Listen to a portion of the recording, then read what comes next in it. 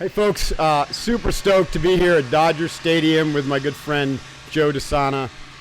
You might hear a little noise in the background because they're actually building a Spartan race that they're going to run tomorrow. So we'll just deal with the noise. Before I get started and introduce Joe a little bit more formally for those of you who don't know him, which is probably nobody, check it out. So you've heard me hit up our burpee challenge.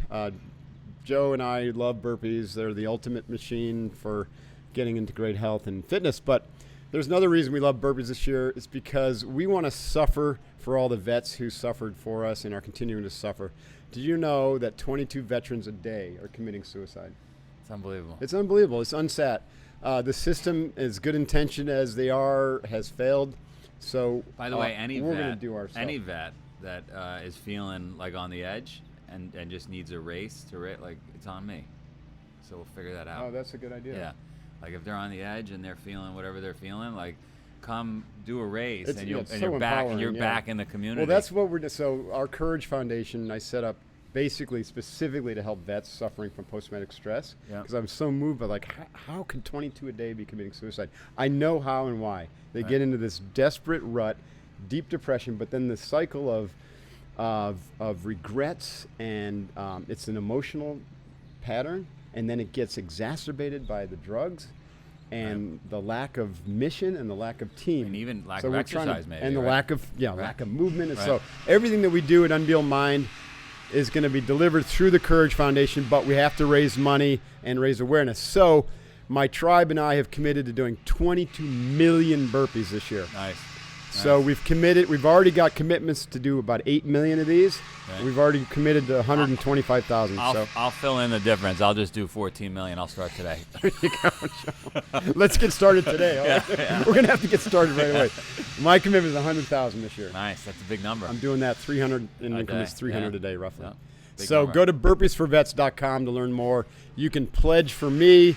You can start a team. I'm hoping Joe. I was hesitant. I'm holding back. On. You sent me the email, and you know me. I do a lot of burpees. I know you already do it. I know, and so I'm in. I'll give you 300 a day. You don't have to do it all year. Just give me. Well, you're doing 300 a day. I'll go to 400 a day. So, all right. I knew you were going to say that. I'm sorry. Now I got to go to 400 a day. I go to 500. 400. Stop all we're ahead. 400 a day. I'll do for however long you need me to do them until we hit 12 million. I guess whatever you need me to do. I don't know. I would have talked to Colleen about this because she's gonna be like, "He said what?" I know. No, I'm in. Right, how do I say? I have a tattoo on my leg here. Those are some sexy thighs you got. Yeah, sexy thighs. Oscar Mike, it says. Did you get that? I did. So that ended up happening the same way this just happened. Oh, is that right? Because I was with a vet, and I have massive military envy. Yeah. And he's in a wheelchair, and he's got this new foundation called Oscar Mike. I've heard of it, yeah. OM, and he told me there's a radio call signal in the military. Right. We say on the move, and because they're all wounded vets, they want to be on the move. And I said, "Oh, it's really cool. Do you have a tattoo?" And there was silence. And he goes, "No, do you have a tattoo of Spartan?" And I said, "No." And so that's how that happened. Cool. So you got the Oscar Mike and not the Spartan. Because my wife was like, "What the fuck?" And I said, "Well, I thought it was going to be a little tattoo." She goes, so anyway, she came around to buying it. So I'm sure she's going to say 400 burpees a day. Like, how did that happen? It was with another veteran. And Wait, this is not the first time you've done a 400 burpee a day challenge. No, but I'm in. Yeah. All right, second thing. So burpeesforvets.com. Second thing I want to say is I'm releasing a 5th anniversary edition of The Way of the Seal, my book, on Memorial Day. So when you do a 5th, is that an edit? Do you edit it? I added 2 new chapters, one on leading in accelerating times, which looks a lot like we're heading into. Yeah, right. And one on secrets of elite teams, which Navy SEAL leaders know a lot about. Sure. What we found is that the book is actually selling more copies every year because it's becoming more relevant. Oh, wow. I launched it in 2012, and the whole idea of lead and succeed in VUCA, right? Volatile, uncertain, complex, and ambiguous times. And so I was really gratified that the publisher, whose Reader's Digest, wanted to do a 5th anniversary edition. Nice. So we're going on 500,000 copies sold, and my goal is 1 million in Awesome. another year. That's big. That's big. So that's pretty cool, huh? Yeah. So you can get information about that and a free workbook at wayoftheseal.com. Cool. Is that right, Jeff? Wayoftheseal.com? Sounds right. Yeah, that's a pre-order page. All right. So, Joe, thanks for being here, man. Oh, you rock. this is Joe awesome. DeSana, Yeah. founder of the Spartan race, the death race, all around wickedly cool guy, and really doing it right to help people live a healthier life. Yeah, I just want to rip people off the couch. That's my Rip goal. them off the couch. Yeah. Burn the couches. Yeah, I hear that. You know? I don't really want to talk about fat people today. Yeah. I want to talk about what happens in China. Okay. There's a whole bunch of things I want to talk about, Okay. but yeah. how are the Chinese doing? Are there unhealthy people in China just like there are in the U.S.? And So, because you've been living in China, I brought went your over- kids there yeah, for Yeah, I moved the family over. My wife was kind enough to let us move around the world, and we blew out Southeast Asia first, then Tokyo, then China. And how long did you live in each one of those? So I was over for over 2 years in those areas, and I got to hang out with monks in Japan. I got to. Yeah, we'll come back to them, but we'll stay in China. Yeah. I got to breathe lots of pollution in China. I mean, it's nasty. Smoggy. It's really smoggy. It's ugly, and people are generally getting more and more overweight.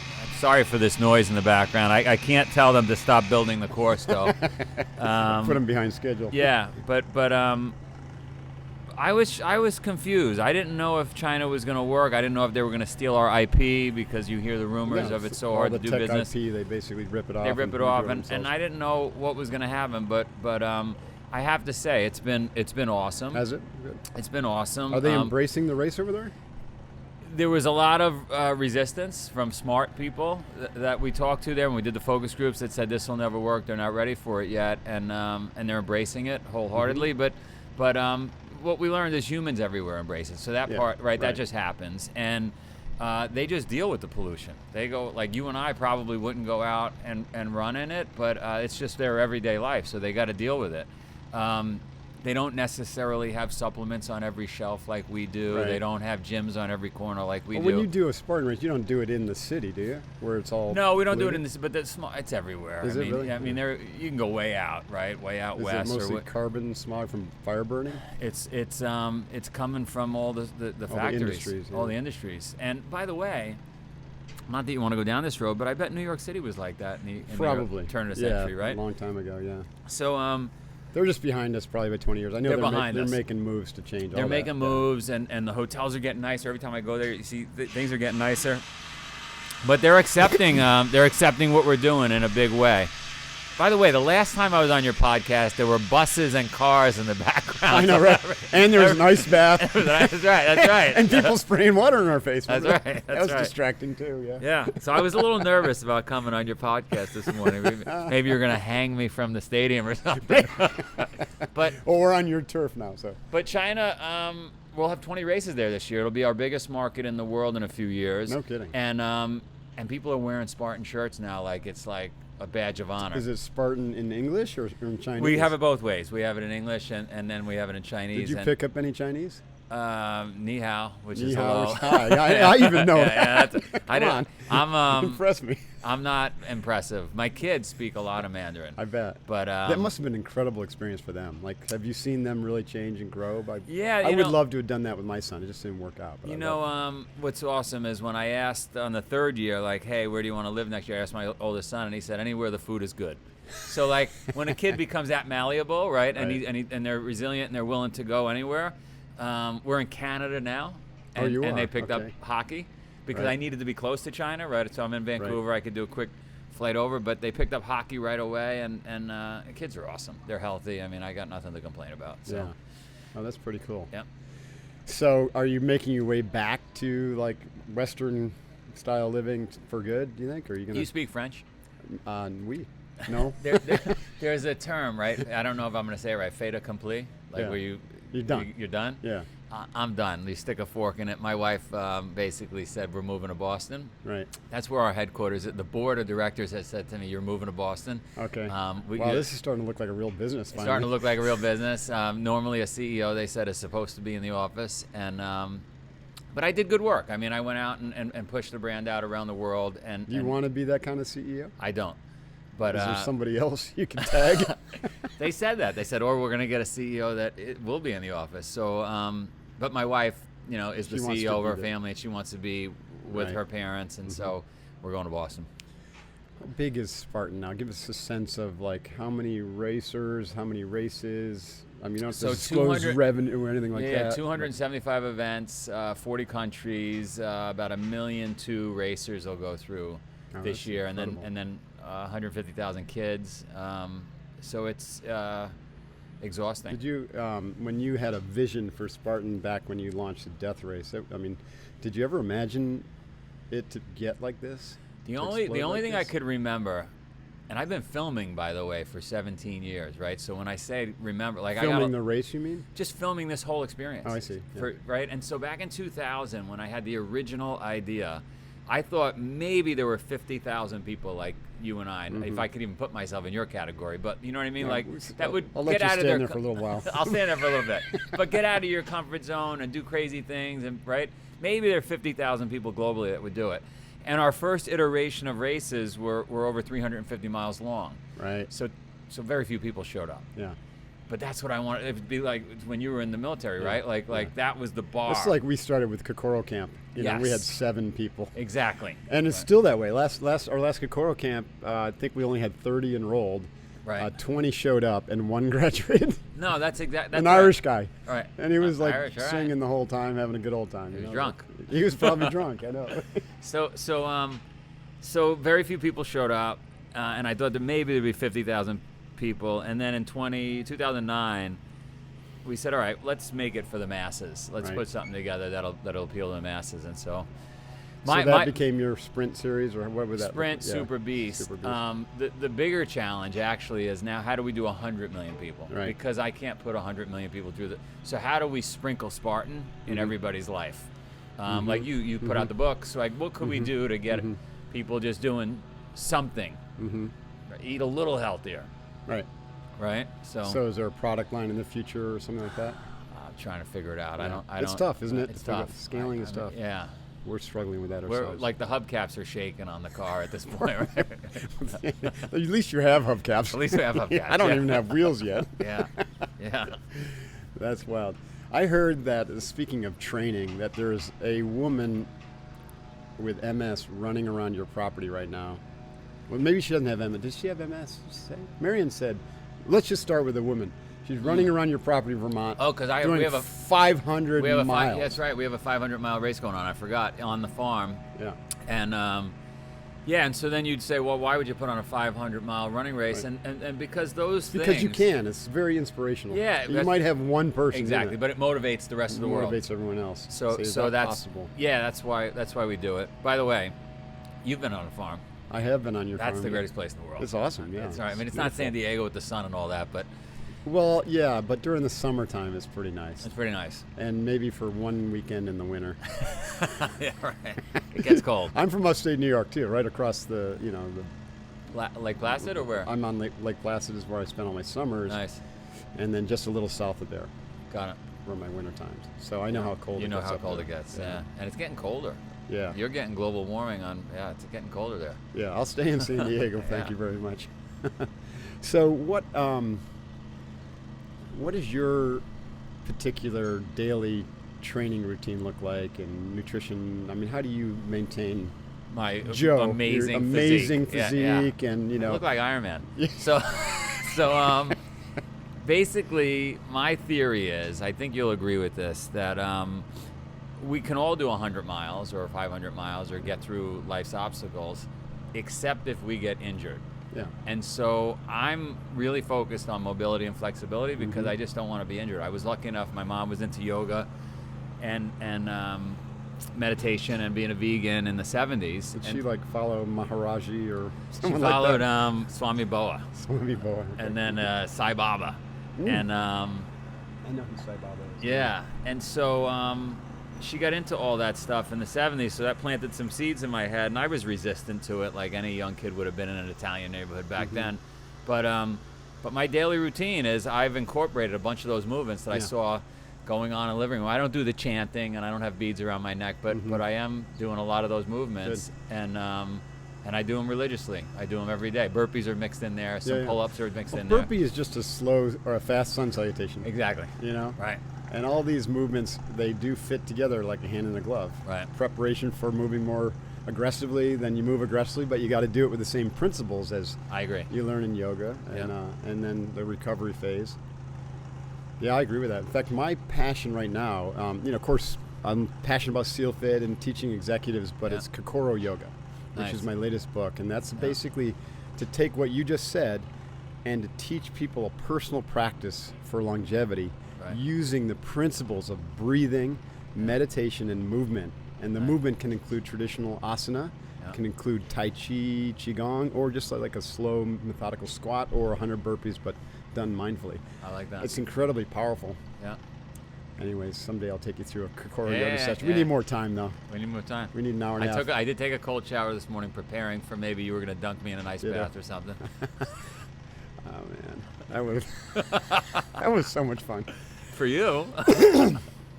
No, go to Spartan. What's the podcast page? Go to Spartan.com and Spartan Up, the podcast. Spartan Up and find the podcast. Find the podcast of Mark and I, and notice that I'm frozen. Yeah, notice who we're sitting in an ice bath. Notice who is nice and calm and relaxed and actually feeling like sitting on a beach in Bahamas. And notice who's chattering like a schoolgirl. In fairness, there were 2 wires on Mark's side keeping his area of the ice bath warm. Because it's his bath. Mine was loaded with ice. He's got all these little Penn and Teller tricks going on. I've often imagined you like having an ice bath going like, how the hell did Divine do that? And just sitting in it going, doing the Wim Hof method and everything. I was with Wim recently. I brought my kids out there. How did that go? I did a podcast with Wim Hof. Very interesting, but I was a little concerned just... He's got energy. He's got a lot of energy. All that breath. Here's what I've learned through yoga. Like breathing moves a lot of energy. Yeah. And that intense tumo breath, which was designed by the monks to stay warm in their cold monasteries, it was meant to be done sporadically or as needed. And I had a warning from one of my yoga teachers, said you got to be careful with all that intense, they call it kriya, activation breath, because it moves mental energy. And it could destabilize you over time. It's the only thing I worried about. And I posted a warning on I said, hey, check out the Wim Hof method is great if you're going to go sit in an ice bath or Navy SEAL training. Yeah. And if you're really, really fit, hardcore, it's probably not going to be a problem. But anyways, something to watch out for. He's definitely got some energy. Right? He's spiraling full of energy. He was awesome. It was good for my kids to see. But what's the All Blacks, right? New Zealand All Blacks, and they do the hookah. And that's a lot of breathing. There's a lot of breathing in that as well, and they've got energy. That's true. Right? Yeah. Yeah, I'd love to learn a hookah someday. I would love to, too. That's on my bucket list. Yeah. I would love to. I tell my kids they wrestle. I said, you got to learn something like that and do it before the wrestling match. You know what? One of my deployments in the SEALs, we were hopping through Southeast Asia on a ship, and it's like you're putting SEALs on a Navy vessel for 2 weeks at a time. It's like, yeah, sure. And so we would sleep until we're hungry, and eat until we're tired, and work out in between. Nice. Basically. I like that. In fact, the acronym SEAL means sleep, eat, and lift for those of us on those. I like that. Anyway, so we went to Hong Kong, and a British SAS guy invited us to play rugby against him. And we're like, hey, that's a cool idea. Let's do that. And so a bunch of, big American guys get on. We're like, how do we play? So they gave us a quick tutorial. Yeah. We got our asses handed to us, but we had a blast, right? Yeah. And then we go to Malaysia. And we're supposed to have they had pre-advanced set up this tournament for us to play against the Indians. Yeah. And we got there and we're like, the New Zealanders pulled up. And they're like, hey, why don't you play against us? Because we're scheduled to play against the Malays. And let's let the Malays play the Indians. And New Zealand's will play nice. the U.S. Nice. And before the game, they did a hookah. And it scared the shit out of us. There's all these big ass Navy SEALs. The average height was like 6'4", 6'3", 6'4", and there's these New Zealand guys going, and their tongues are, their eyes are flashing, and they later said that essentially that all means we're gonna eat you alive. I love it. That's what the language of the hookah Yeah. means, and that's what the eyes, and they're licking their chops. I love it. We are going to eat We're you gonna eat alive. you alive. I love it. They're not even going to kill you. No, They're going to they're eat gonna you eat alive. How cool is that? I like that. That's motivating. I love it. Yeah. So what's like what beyond? I mean, I know what you're gonna say. If I like the pat answer when I say, "Hey, what really motivates you?" Is gonna be, well, I want to I want people to be healthy. I want the world to be healthy. What's behind that, though? Well, let's back up for a second. I mean, I'd be crazy. I don't want to do all this work every day. Like, I want to hang out with my kids and my family. Yeah. Right? That's what I'd rather You'd be rather doing. spend your time there. And so if I was still working on Wall Street or I had a regular job, I'd just hang out with my family. I wouldn't do that. But By the way, you couldn't never do that again either. I could never do that again I could either. never see you doing that. I Yeah. could never do that. But I get these emails. Well, I'll give you one that's close to home. I was just down at Fort Bragg, and I was lucky enough to do a little thing there with JSOC, and I'm pretty honored to be around you or any of the folks that cool. served, right? And a woman came up to me and she started like crying, and she's like, "Oh, Spartan changed my life." And so like, if I'm getting that from people I'm like enamored with, and I get it every day, moms, this, that, I could leave my family to do that because this is a bigger mission. My kids went to church with my wife the other day, and they wanted me to come, and I was busy with something. I said, "Listen, I think I got a free pass to heaven." Yeah. I mean, like, if I change 100 million lives, they got to give me open the gates or something. Yeah. So Yeah. that's what I'm doing. That's the You mission. know what they're going to do? They're going to say, "Hey, you're that Spartan guy. I think we need a Spartan race up here because a lot of these souls are getting kind of lazy. They're sitting around on the couch." Yeah. And you can be finding yourself right back in it again. Back in it again. It never ends. I wish I was running a school. Like, I love, kids are great, right? Because Has anyone approached you about putting like a Spartan charter school up together? Or that would be cool. Like a school, like if we had a Spartan school, That would like, be and really you had cool. the best, like, that would be amazing. Because I'd burpees between classes. Yeah, I mean, for I'd sure. have, right? Yeah. No desks. Everybody be standing up. Right. It would be amazing. Yeah. I think I just planted a seed. My mind is going. I had someone approach me about that for Unbeatable Mind, and it Yeah. never really went anywhere. Probably because I wasn't driving it. You know, it's kind Yeah. of an interesting idea. Most of the ideas that come to you Yeah. that people want to do are 99.9999999 and one more 9 are never going to happen Sure. unless you take You control. make it happen. You make it Yeah. happen. I've had a lot That's of what I people found. come to me over the years with ideas and want to get paid on those ideas, and I'm I've like, had are the you same, yeah. crazy? Like, the idea is the easy part. Yeah, we don't even want to go down that business corridor because I it know. would get kind of ugly. Yeah. Business is hard. Yeah. Business is hard. What do you consider to be like your spiritual North Star? In other words, what religion do I align with? Yeah, Or you know, I mean, people ask me that, and I say I was brought up Episcopalian, but I don't need the structure of a religion anymore. Yeah. My spirituality is a practice and a relationship. So that's how I would say it. You know what I mean? So, religion's got a few components to it, right? Religion's got, and I grew up Catholic, and I couldn't wait to get my uniform off. 8 years straight, I was wearing that uniform every day. We were going to church, and I was fortunate in that my mother opened my mind up to this idea that, you know, you don't have to pick a particular religion. You got to do the right thing, right?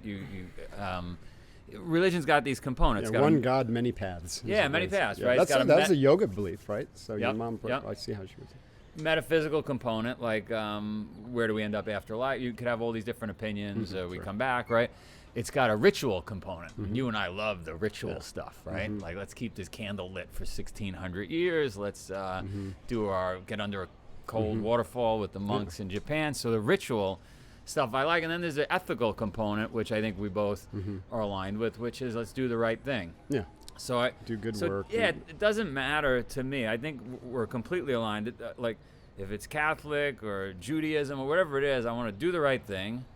I love rituals. I want to be a good person. The more physical the rituals are, the better. Yeah. The rituals are like sacrifice. They call that yajna in the yoga tradition. So sacrifice. So all traditions have sacrifice. Ritual was meant to be an act of sacrifice. You do it. To sacrifice. Yeah. To So sacrifice. I like this. So physical Right. training, running a Spartan race as a sacrifice to your higher power is like going to church. Love it. Think I about love it. that. I love It's the same thing. I love it because I think a lot of the world thinks I'm crazy and what we do out here is crazy, but actually this has been going on for 5,000 plus years. Absolutely. Right? And the warrior traditions where things like this really spawns from. I remember my favorite evolution in third phase, which was land warfare for me. They switched the order right now, so now third phase has died. But land warfare was the combat conditioning course out at San Clemente Island. And basically imagine a Spartan race with a weapon, right? And live rounds. Live rounds. Wow. Yeah. And grenades. All right. Imagine how cool that would be. So you need one of those. Need one of those. Yeah. All right. Live rounds. Live rounds, yeah. All right. Well, maybe not for the public. Maybe use paintballs or something. But Yeah. you have a combat conditioning. This is another good idea. No charge. All right. Right? The SOCOM variant or the military spec ops or the SEAL Fit Spartan series Yeah. where you got to be kitted up. Yeah. So there's a whole gear issue, right? Yeah. Because that was the hardest thing as a military operator is like maintaining control of your gear when you're running and gunning. Right. If you lose your weapon, you're screwed. You lose your ammo, you're screwed. Right. You know what I mean? I like that. And so you're up and over the obstacles with your gear. You got these stations where you have to all of a sudden, just like the biathlon, you're like, now I got to lob a grenade through the hole, which is not unlike throwing your spear. But right. and then over and under, and do the next thing, and you're running miles with all this heavy gear on, and then you've got to, shoot accurately. Very cool. I like that. I don't know why I brought that. Oh yeah, the whole warrior traditions. They've been doing this shit since Forever. the Spartans used to run with gear on, I know. hundreds of pounds of armor with water in their mouths. Yeah, that's right. That's right. You know what I mean? Yeah. Crazy. I was just in Sparta. But it was also very spiritual. Yeah. They would. I don't know about the Spartans, but the samurai. You know what I mean? Consider the samurai. Yeah. Hardcore training, and then sit in silence, right? Meditate. And That's that the was hard- my tradition Yeah. that I grew up in. Yeah. The two of those combined. The sitting in silence I have a tough time with. Yeah, Colleen asked me to call you out on that one. I know. Yeah, a burpee is not the same as meditation. I know. I have a tough time sitting still. My wife's been begging me to meditate more, and I think it's I just have a tough time. Yeah, everybody does. Yeah. Here if I offer one thing. Don't meditate, because you will fail. And I'm saying this to everybody. Don't meditate. You'll fail. Just start breathing. Just sit and breathe. And we have a box breathing app. Just sit and box breathe. Yeah. 5 count in, 5 count hold, 5 count out, 5 count hold. Just learn to concentrate, and then it has 90% of the benefits of traditional meditation. But you're just focusing on the breathing and all the relaxing. And I like it. that's how we start. Yeah. I found it to be extremely valuable. I think that the breath pattern is probably the one reason that I was honor man in my class. Like if I pointed to one thing, it was being able to control my breathing, which led me to be able to control my mind, which led me to be able to control my emotions, which led me to be able to make better decisions. I like it. So it's not an insignificant thing. I guess I'm trying to encourage you as a friend. I to know, consider I it. know. And if you want to make it part of the Spartan lifestyle, then everybody needs to be. Here's the thing. I did a podcast with this guy named Joshua Ramos Cooper. Really fascinating. And this guy's been living in China for years, and he works for some big think tank. And he had a Japanese master, meditation master, or a Chinese meditation master. This guy told him that the disease of the industrial age was cancer, right? The disease of the information age is insanity. And so we're living in a world where insanity is encroaching, and so it's encroaching on me daily, to be honest. Meditation is the antidote to that. Yeah, I mean the amount, the volume of emails, the screens, the phone. It's unreal. I wrote a tweet yesterday, the old adage of 4 minutes without air, 4 days without water, 40 days without food, and I was like 40 seconds without phone. 40 seconds without phone. Right. I just there's this cool new phone called the Light Phone. Yeah. Which I heard about I it. just bought it, and so I just set it up. Finally got it working. No more texting. It's just a little tiny phone about the size of a credit card, a little thicker. Love it. And you connect it to your smartphone, so it uses my same phone number. And I just press a button on my smartphone, and then I can leave it home, and this directs all my calls to this little tiny black thing, and I'm disconnected. Disconnected, unless it's an emergency. Unless it's an emergency, I can call someone, or someone can call me. I like it. Yeah. Anyways. There's going to be a day where I throw my phone away. I thought it was going to be last year, but it didn't happen. Imagine how liberating that is. Have you ever God. gone out just for 24 hours and say, okay, I'm not touching this thing? Because it really is I lost powerful. my phone in a taxi in Japan, and for 3 days I had no phone. It was how liberating is that? Yeah. Awesome. It was like. Well, yeah, the first 10 hours is like, oh man, what am I missing? Yeah, but then it just became how many emails am I going to catch up on? It was great. But then it feels really good. Yeah. I just spent a week up in Mount Shasta on a silent retreat. Oh. And every day I just go out in nature and just cruise. I don't have to run an organization the size of yours, so I get to do this on occasion. That's nice. Yeah. Hard to do. It is hard to do. All right. Anyways, so we do love burpees, though. Let's do them. We'll do them. So we're going to do some burpees for our Burpees for Vets challenge. Are you in? He's got a broken shoulder. All right. We're gonna crank out as many as we can. I'm going to do 300 because I want to finish mine up today. I committed to 400, so I don't know if I could do them right now, but they will be done today. They'll be done today. Yeah. Joe, you're awesome. You're awesome. Thanks for everything. Thanks. Hey, this is Mark Devine. Thanks very much for watching the Unbeatable Mind podcast on YouTube. You can also find the podcast at iTunes, Stitcher, SoundCloud, Google Play, and unbeatablemind.com/podcasts. Be sure to check out the new episode released every week. Hoo-yah.